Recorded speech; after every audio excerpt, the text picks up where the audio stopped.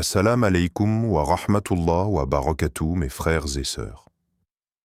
Avant de commencer, abonnez-vous à la chaîne Hikmat Allah pour ne manquer aucune de nos vidéos qui plongent dans la profondeur de la sagesse divine et de la spiritualité islamique.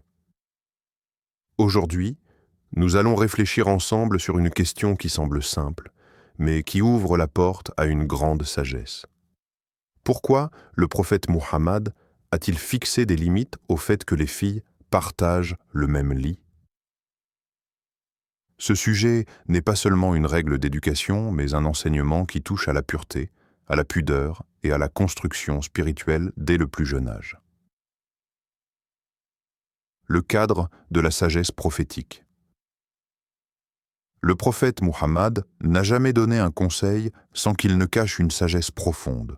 Quand il a conseillé que les enfants dorment séparément à partir d'un certain âge, ce n'était pas pour interdire l'affection ou la proximité fraternelle, mais pour éduquer à la pudeur et à l'autonomie.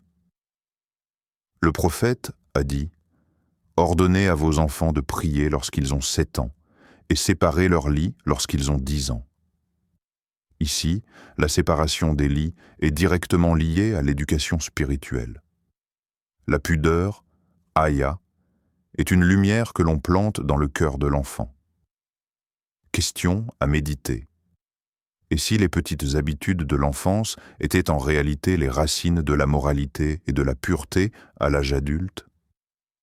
Une histoire inspirante. On raconte qu'un compagnon du prophète observait attentivement ses enfants. Il suivait le conseil du messager d'Allah et les habituait à prier et à dormir séparément. Un jour, lorsqu'on lui demanda pourquoi il était si attentif à ces détails, il répondit « Celui qui néglige une graine au début ne doit pas s'étonner de la récolte amère plus tard. » Ces enfants, devenus grands, étaient connus pour leur pudeur, leur discipline et leur respect envers leurs parents. Cette histoire nous montre que de petits gestes quotidiens, inspirés par la sunna, façonnent l'âme des générations futures. Le Coran et la pudeur, Allah nous rappelle dans le Coran « Ô enfants d'Adam, nous avons fait descendre sur vous un vêtement pour cacher vos nudités ainsi que des parures. Mais le vêtement de la piété, voilà qui est meilleur. » Sourate Al-A'raf 7,26. Ce verset nous éclaire « La pudeur extérieure est un signe de la piété intérieure. Séparer les enfants dans leur sommeil, c'est protéger cette pudeur dès le plus jeune âge. Ne voyons-nous pas aujourd'hui une génération qui perd parfois ses repères en matière de pudeur et de respect des limites? Et si tout cela commençait par de simples habitudes familiales oubliées?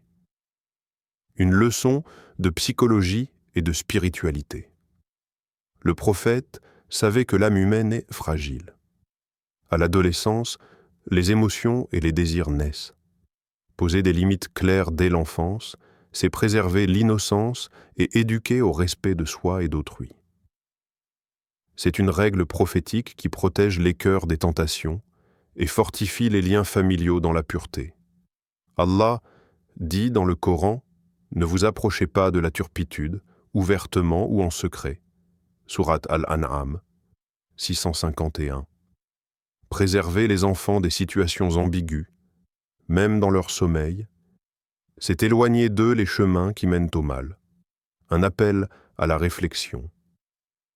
Mes frères et sœurs, posez-vous cette question. Quelle valeur laissons-nous à nos enfants? Si nous voulons qu'ils grandissent dans la lumière de la foi, il est de notre devoir de les guider avec amour, mais aussi avec discipline. Le prophète a tracé pour nous une voie où même les détails de la vie quotidienne deviennent une éducation spirituelle. En séparant les lits des enfants, le prophète Muhammad nous a enseigné que la pudeur n'est pas un détail, mais une base de la foi. Rappelez-vous ces paroles. La pudeur fait partie de la foi. Alors, frères et sœurs, prenons ces conseils prophétiques comme une lumière. Car ce ne sont pas des interdictions, mais des protections divines pour nos âmes et celles de nos enfants. Abonnez-vous, partagez cette vidéo et surtout méditez. Comment appliquer aujourd'hui ces enseignements pour bâtir une génération de lumière? Assalam alaykum wa rahmatullah wa barakatuh.